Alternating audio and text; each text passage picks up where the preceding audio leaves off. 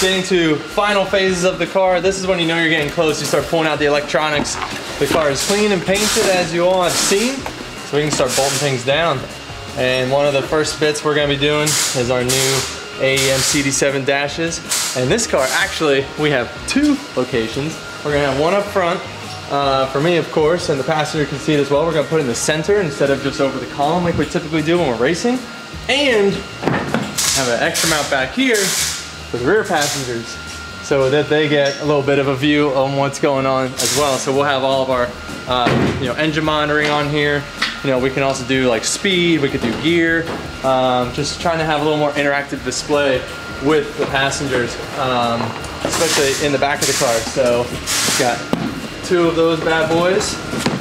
And let's see here. And then as we get down into here, this is what makes it all work. So we got all of our sensors, and we got our fluid sensor, got a boost control sensor, or no, these are boost control modules. Yeah, these guys, this is what actually will control the boost pressure in the manifold. So this is basically a delay valve. You'll have boost feed into the one side and out the other, and then the ECU will actually control it and tell exactly how much pressure to go to the wastegate and when to open the wastegate, and that's how you control your boost. And so we have a pair of these, one for each side, one for each turbo, one for each wastegate.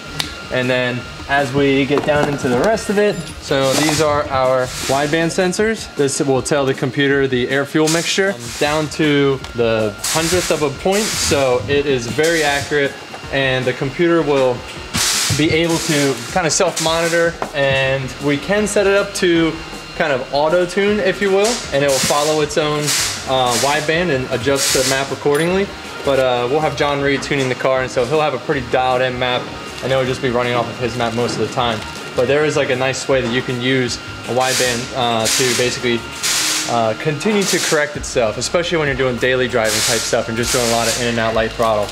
And then now we get into our little pressure sensors. And these are nice little stainless steel pieces, avoids corrosion, very accurate. They make them in all different sizes, so you can go 0 to 50 PSI, this is 0 to 150 PSI, so this would be for oil, as that goes up to about potentially 100, 120. Ours with the dry sump stays a little more controlled, around like 70, 80 PSI. So with this obviously monitors all the vitals of the engine. We'll have one for coolant pressure. We'll have our manifold pressure, one of these in the actual intake, reading the air pressure, the oil pressure, fuel pressure, and then we have water temperature, we have oil temperature, and on the race car we have the nitrous pressure as well. So a lot of different sensors here. And last but not least, this is a new AEM EV, which is their power distribution unit, which has 8 channels. And the way that this works is that you actually feed power straight into it on this boss. So you run a power wire right into this, and then you can control different outputs, such as your headlights, fans, fuel pumps, things like that. And so we actually did 3 of these. We're gonna have one up in the front that does the headlights, the power steering, what else is up front? Some fans.